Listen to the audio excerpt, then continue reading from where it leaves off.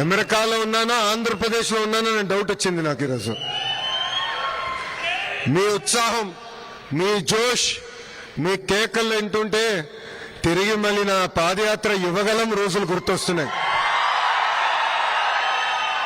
ఆనాటి పాలకులు అడుగడుగున నన్ను ఇబ్బంది పెట్టారు, నడవని లేదు, మైక్ లాక్కున్నారు, స్టూల్ లాక్కున్నారు.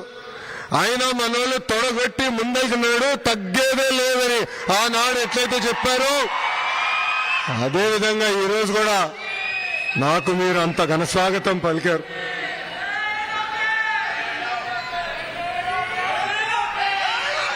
ఇక్కడ చాలా మందిని ప్రతిపక్షం రోజుల నుంచి నాకు పరిచయం ఉన్నవారు, వాళ్ళందరిని చూసినప్పుడు ఆ రోజులు గుర్తొస్తున్నాయి. వాళ్ళందరికీ ఒకటే చెప్పదలుచుకున్నాను, మిమ్మల్ని నా గుండెల్లో పెట్టుకుని కాపాడే బాధ్యత మీ లోకేష్ తీసుకుంటాడు.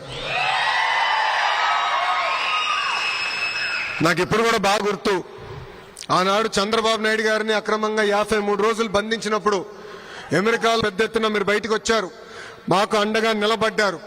అంతెందుకు డాలస్లో ఏకంగా 3 ప్రోగ్రాంలు మీరు నిర్వహించారు. మీకు కేవలం ఒక ప్రోగ్రాం అయి ఉండొచ్చు, కానీ మా కుటుంబానికి మీరు కొండంత బలం ఇచ్చారు. నాకు ఇప్పుడు కూడా బాగా గుర్తు, ఆనాడు బ్రహ్మని అడిగింది, రాజకీయాలు మనకు అవసరమా, గౌరవంగా బతికే కుటుంబం ఈరోజు చూడండి పెద్దయిన జైల్లో ఉన్నారు, ఈజ్ ఇట్ వర్త్ ఇట్ అని అడిగింది. కానీ మీరు మాకు అండగా నిలబడారే. అదేవిధంగా హైదరాబాద్లో ఆ స్టేడియంలో సుమారుగా 45,000 మంది వచ్చి గ్రాటిట్యూడ్ కాన్సర్ట్ నిర్వహించారే, అది మాకు కొండంత ధైర్యం ఇచ్చింది.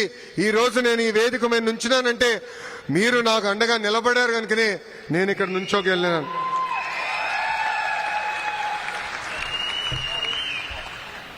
ఈ మీటింగ్ చూసిన తర్వాత టీమ్ 11కి నిద్ర పట్టదు.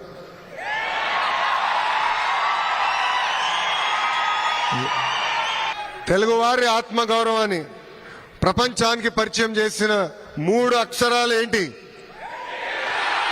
ఎన్టీఆర్. విశ్వవిఖ్యాత నట సార్వభౌమ స్వర్గీయ శ్రీ నందమూరి తారక రామారావు గారు.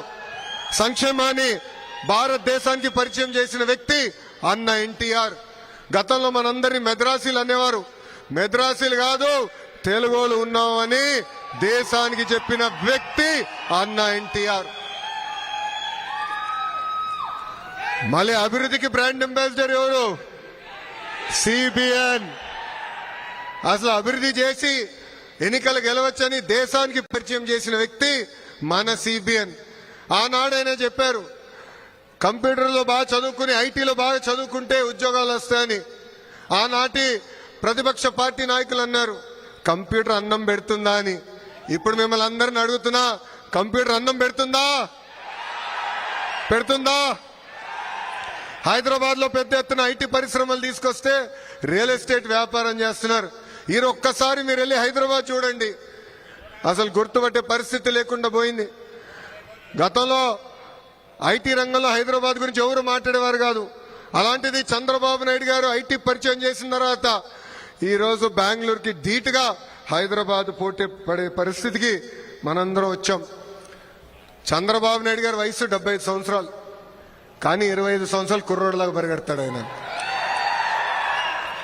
ఆయన స్పీడ్కి ఇంకా అందుకోలేకపోతున్నా, కానీ ఏదో ఒక రోజు ఆయన స్పీడ్ దరిదాపులో వస్తానని నేను భావిస్తున్నా. గతంలో ఐటీ, ఇప్పుడు క్వాంటమ్. అంటే ఆయన ఎప్పుడు 10 నుంచి 15 సంవత్సరాలు ముందు చూపున్న నాయకుడు. అది వాస్తవంగా చెప్పాలంటే తెలుగు జాతికే ఒక అదృష్టం. నేను ఏ దేశానికి వెళ్ళినా, ఏ కంపెనీకి వెళ్ళినా తలుపు కొడితే ఈరోజు తలుపు తెరుచుకుంటే అంటే దానికి కారణం మన నాయకుడు చంద్రబాబు నాయుడు గారు. దేశంలోనే ఏ పార్టీ కూడా ప్రకటించని విధంగా కార్యకర్తలే మా అధినేత అని తెలుగుదేశం పార్టీ ప్రకటించింది. లీడర్స్ వస్తారు వెళ్తారు, కానీ కార్యకర్తలే తెలుగుదేశం పార్టీకి సొంతం. వాళ్ళకి అధికారంతో సంబంధం లేదు. అన్నగారిని చూసినా, ఆ పసుపు జెండను చూసినా మనకి ఎక్కడ లేని ఎమోషన్.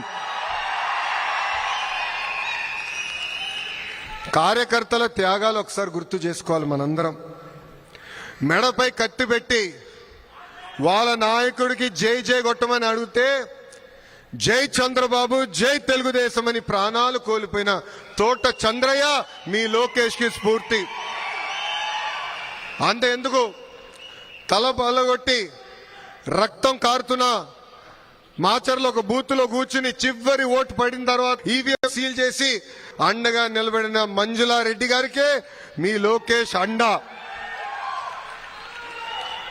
స్థానిక సంస్థ ఎన్నికలు వస్తే పుంగనూరు నియోజకవర్గంలో మన అంజిరెడ్డి తాతయ్య నామినేషన్ వేసానికి ప్రయత్నించాడు.